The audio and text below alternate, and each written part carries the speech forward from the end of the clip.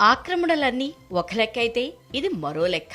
అవును, కబ్జాల్లో దీని లెక్కే వేరు, దీని రూటే సెపరేట్. ఎవరైనా చెరువు గట్టుపైనో లేక చెరువుకు దగ్గరలోనో కబ్జా చేస్తుంటారు, అక్కడ ఇళ్లు కట్టుకుంటూ ఉంటారు కూడా. కానీ సంగారెడ్డి జిల్లాలో ఏకంగా చెరువు మధ్యలోనే బిల్డింగ్ కట్టేశాడు.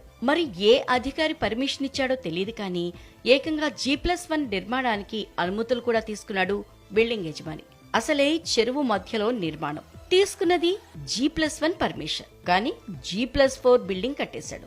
మొత్తం 250 గజాల విస్తీర్ణంలో బిల్డింగ్ ను నిర్మించి గట్టుపైకి మెట్లు కూడా నిర్మించుకున్నాడు. అక్రమ నిర్మాణాలను హైడ్రా కూల్చివేయడము చూస్తున్నాం. అలాంటిది ఏకంగా చెరువులోనే ఇల్లు కట్టేస్తే ఊరుకుంటారా?